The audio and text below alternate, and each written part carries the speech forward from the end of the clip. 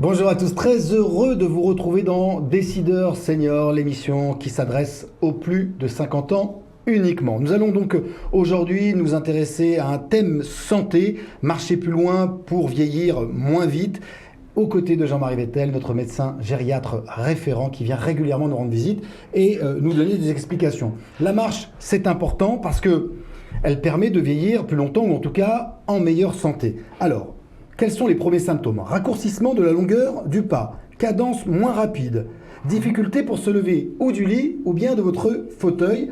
Cela veut dire que votre corps vieillit. Ce sont les premiers signes. Vous êtes d'accord avec ça, Jean-Marie Vettel? Absolument. Et il y a aussi une trajectoire plus aléatoire quand on se lève, éventuellement des petits troubles de l'équilibre, en particulier la nuit quand on se lève pour aller faire pipi, et surtout si on a pris un hypnotique, on risque d'être un peu ébrieux.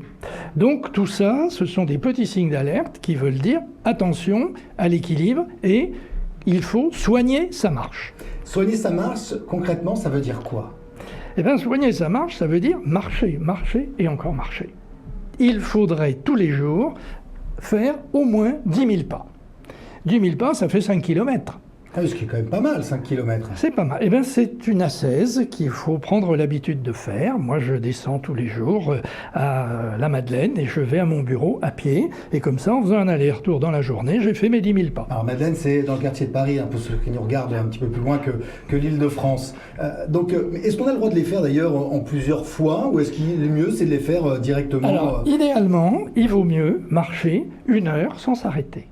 Mais déjà, si on fait ces 10 000 pas par jour en 2 ou 3 fois, c'est quand même beaucoup mieux que de rester écroulé dans son fauteuil devant la télé. Alors vous avez une astuce pour contrôler le nombre de pas que vous faites par jour? Ah oui, 5 km, vous avez... maintenant c'est facile, hein. On a tous des petits smartphones, Ouais. et il y a un podomètre dans le smartphone, et tous les soirs, on peut regarder combien on a fait de pas aujourd'hui. Alors je le disais, c'est bon pour la santé et j'aimerais que vous nous parliez aussi de pas à pas. Alors, Qu'est-ce que c'est? Le PAPA, le PAPA, c'est le parcours d'activité physique adapté.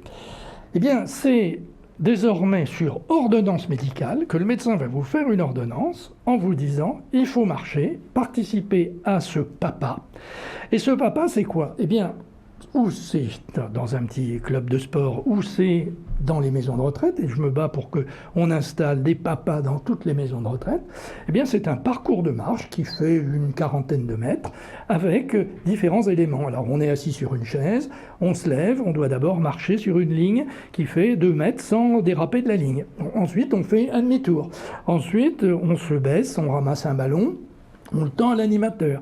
Et puis ensuite, il y a un certain nombre de petits obstacles qui peuvent être de 30 cm ou même 70 cm qu'on doit enjamber. Ensuite, on monte sur un petit plateau, on descend du plateau. On va pas tous les faire, Jean-Marie. On se couche par terre et on se relève tout seul. Et ça, c'est très important, être capable de se relever tout seul. Ce que je souligne, j'ai 2 questions. La première, c'est que vous avez indiqué que c'était sur ordonnance, donc remboursé par la sécurité sociale.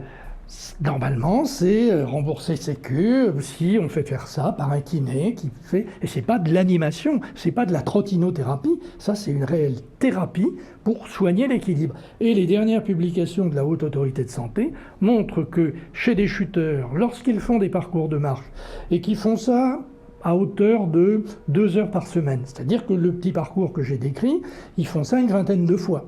Ils font ça une vingtaine de fois, 2 à 3 fois par semaine. Eh bien, on réduit considérablement le nombre de chutes. D'accord. Est-ce que marcher, ça, on peut dire que ça permet de vieillir plus... d'aller plus loin en âge? Ça permet sûrement d'aller plus loin en âge parce que, on travaille mieux son équilibre et qu'on va moins se casser la figure. Donc c'est déjà extrêmement important. Deuxièmement, quand on marche, et c'est pour ça que c'est mieux de marcher dehors, dans la forêt ou autre, eh bien il y a plein d'informations qui rentrent dans vos yeux, dans vos oreilles, dans votre nez. Donc vous avez de la stimulation cognitive à l'occasion de la marche et ça c'est bon pour le cerveau et donc bon pour le vieillissement. Donc quand on est âgé et qu'on ne peut plus franchement courir ou trottiner, la marche peut venir remplacer et est un bon outil de santé. Et même avec une canne, même avec un déambulateur, c'est toujours mieux que de rester écroulé dans son fauteuil. Voilà, merci beaucoup Jean-Marie Vettel. J'espère que ce point sur la marche vous permettra de vous y remettre si ce n'est pas le cas. N'oubliez pas, il faut faire environ 10 000 pas par jour pour être en bonne santé. Rendez-vous dans une prochaine émission. Merci Jean-Marie Vettel. Au revoir.